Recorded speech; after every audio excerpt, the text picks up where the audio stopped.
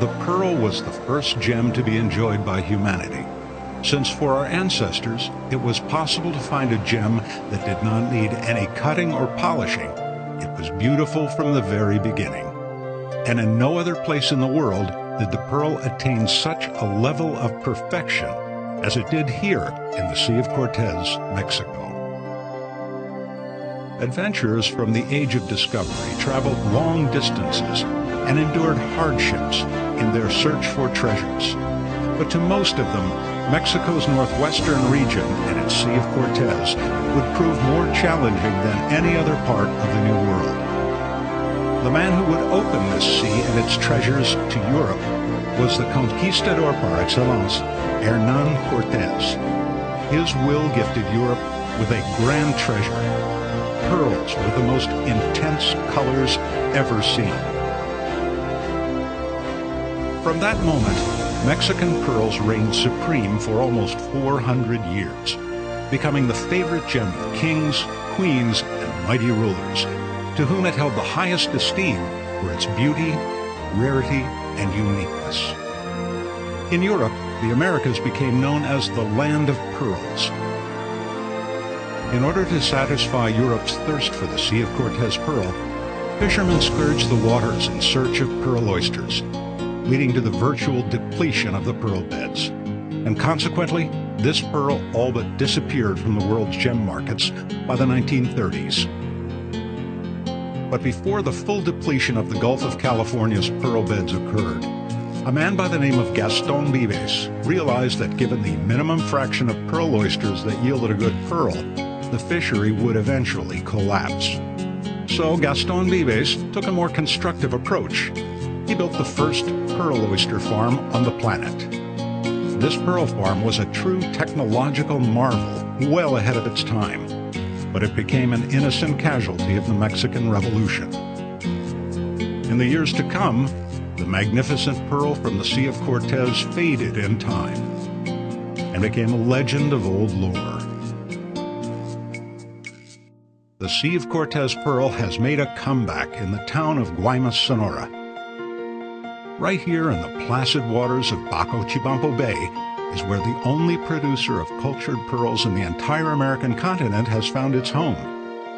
At this university campus of the Tec de Monterrey is where a group of graduate students came up with the dream to revive the pearl industry in 1993.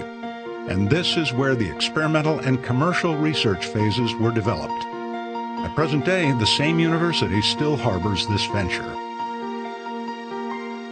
Pearl farming on this site depends on a unique native species to produce its pearls, the concha nácar, or rainbow-lipped pearl oyster, also known by its scientific name of Pteria sterna.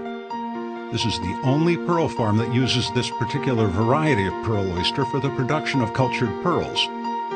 This organism is capable of producing the most incredible natural colors, such as blue, purple, green, gold, pink, black, and gray, always with varied iridescent overtones, allowing the pearls to display different colors. There are never two identical pearls in a harvest.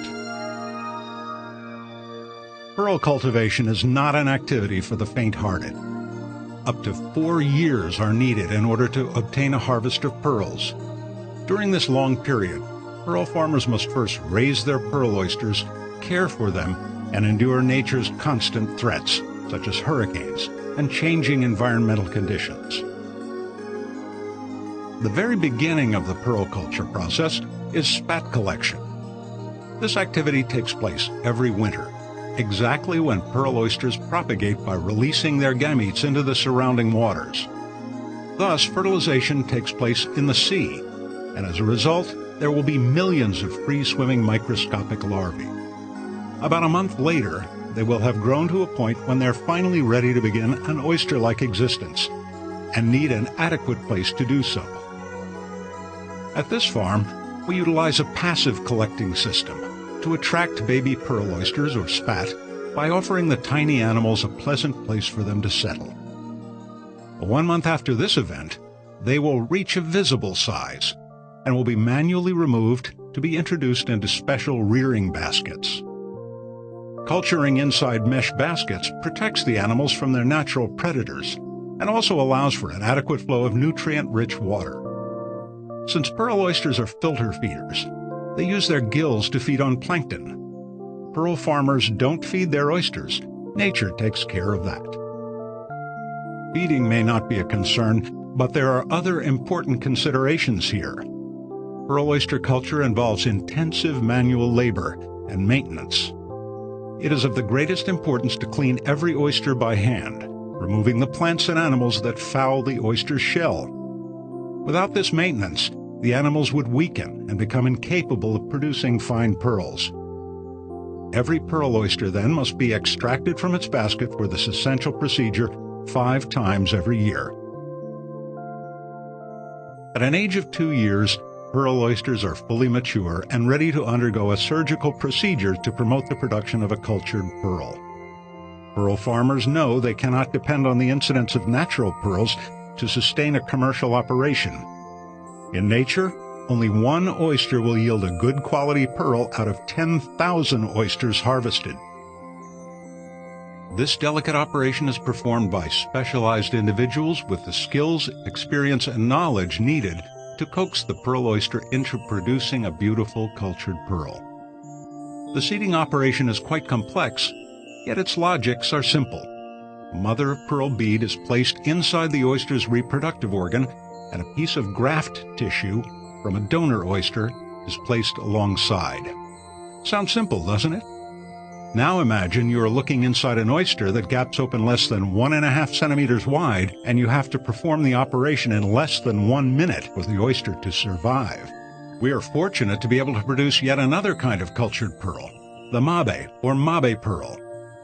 This variety of pearl is grown attached to the oyster's inner shell and results in a large pearl that perfectly displays this pearl's colors, subtleties, and remarkable beauty. On the other hand, the mabes require detachment from the shell, allowing it to have varied shapes, suitable for many different styles of jewelry and one-of-a-kind items. Once the oysters have undergone surgery, they are placed once more in protective baskets for an additional 2 years. During this time, the oysters will slowly secrete delicate layers of nacre on top of their seeds. Time is a very important factor for pearl quality. The longer the pearl stays under appropriate culture conditions, the thicker its nacre coating will become. Ultimately, this means your pearl will be able to express its full beauty, becoming a true heirloom, a piece that will endure the test of time. Harvest involves the extraction of the pearl. Only 19% of the oysters operated on will produce a cultured pearl with the quality needed to be considered a Sea of Cortez pearl. Pearls that do not meet this criterion will be returned to the sea. Product integrity is another factor that distinguishes the Sea of Cortez pearl from all other pearls in production today. For this reason, the pearl is guaranteed to be devoid of any treatment, neither chemical nor physical, to alter its appearance. Of course, full product integrity means helping maintain a healthy natural environment, being socially responsible. These elements have given this unique gem recognition as the first pearl of the Fair Trade Gem List. The Sea of Cortez pearl demands intensive attention from its producers, limiting the amount of pearls to less than 4,000 a year, making this cultured pearl the rarest in the world. In this sense, this activity is similar to that of an artisan who's placing his skills and feelings into his creations. Compare this annual production with that of other cultured pearl varieties. Freshwater pearls, 1,800 tons. Akoya pearls, 50 tons. Black pearls, 12 tons. White and golden South Sea pearls, 11 tons. Sea of Cortez pearls, 4 kilos, or 4 1,000ths of a ton. As we've seen, the Sea of Cortez cultured pearl is a special gem. It holds the essence of the Gulf of California through its history and its environment, and in its beauty and uniqueness, it will capture your imagination.